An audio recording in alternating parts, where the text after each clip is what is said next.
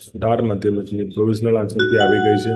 Answer key આવ્યા પછી 90% મિત્રો આ ભૂલ કરતા હોય છે અને ભૂલના કારણે જે 10% બાકીના વિદ્યાર્થી છે જે ભૂલ નથી કરતા એમનું ફાઇનલ પીડીએફમાં નામ આવતું હોય છે અને 90%નું નથી આવતું। એ ભૂલ શું છે એની વાત કરીએ એ પહેલા જો કોઈને મનમાં એ પ્રશ્ન હોય કે આ ડાઉનલોડ ક્યાંથી કરવી આન્સર કી ડાઉનલોડ કરવા માટેની મેં લિંક નીચે મૂકેલી છે।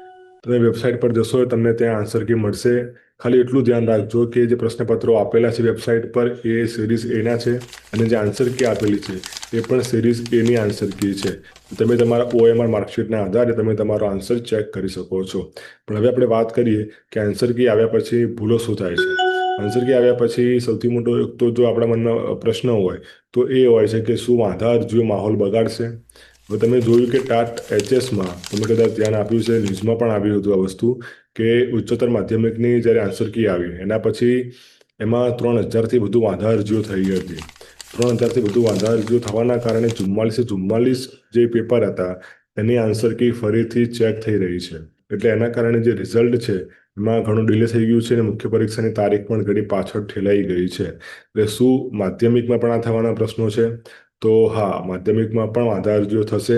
રાજ્ય પરીક્ષા બોર્ડ દ્વારા વાંધા અરજી કરવા માટેની છેલ્લી તારીખ 25/5/2026 આપેલી છે અને એમાં કોઈ પણ ફીસ નથી। એટલે એના કારણે વાંધા અરજીઓ થવાની પૂરેપૂરી શક્યતાઓ છે। એટલે વાંધા અરજીઓ વધારે થાય એનો મતલબ એ નહીં કે પરીક્ષા રદ થશે। થઈ એટલું શકે કે જસ્ટ ઉચ્ચતર માધ્યમિકની જેમ માધ્યમિકનું પણ પરિણામ લેટ આવશે થોડું અને એમાં એક્ઝામ ડિલે થશે। એમાં બીજું કંઈ થવાની શક્યતાઓ બહુ ઓછી છે।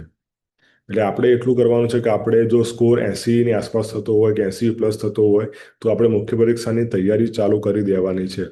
90% મિત્રો આ ભૂલ કરતા હોય છે કે મારો જે સ્કોર છે એ કટ ઓફની ઉપર જશે કે નહીં જાય કે મને મુખ્ય પરીક્ષા આપવા મળશે કે નહીં મળે એ ભૂલ 90% મિત્રો કરે છે ને એટલે જ એ 90% મિત્રો પાસ થતા નથી। તમારે ભૂલ નથી કરવાની, તમારે પેલા 10%માં આવવાનું છે। તમારે મુખ્ય પરીક્ષાની તૈયારી ચાલુ કરી દેવાની છે। તો તમારો સ્કોર થોડો પણ 70+, 80+ થતો હોય તો તમારે મુખ્ય પરીક્ષાની તૈયારી ચાલુ જ કરી દેવાની છે।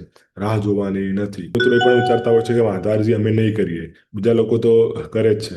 ભાઈ, પેપર તમે આપેલું છે, તમારું ભવિષ્ય તમારા હાથમાં છે। તો તમને લાગતું હોય કે આ પ્રશ્ન ખોટો છે, આનો આન્સર ક્યાં ખોટો છે કે ઓપ્શનમાંથી એક ઓપ્શન સાચો નથી તો તમારે વાંધા અરજી કરવી જ જોઈએ। એની કોઈ ફીસ નથી, બરાબર? એટલે તમારે વાંધા અરજી કરવી જ જોઈએ।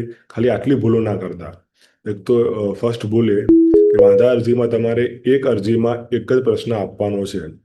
તમે એક અરજીમાં 500 પ્રશ્ન આપી શકો નહીં। તમારે એક અરજી માટે એક પ્રશ્ન।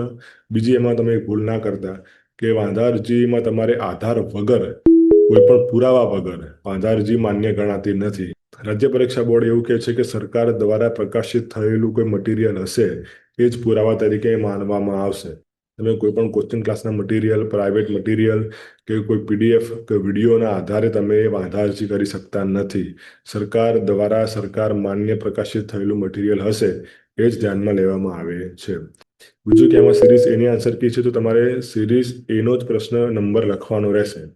તમારું ખુદનું પેપર જો સિરીઝ Cનું હોય, Dનું હોય તો એનો પ્રશ્ન નંબર નહીં ચાલે। તમારે સિરીઝ એનો જ પ્રશ્ન ત્યાં લખવાનો રહેશે। બસ આટલું જ છે, નાનું મોટું જ છે, વધારે નથી। એ અરજી ક્યાં કરવી એની લિંક પણ મેં નીચે મૂકેલી છે।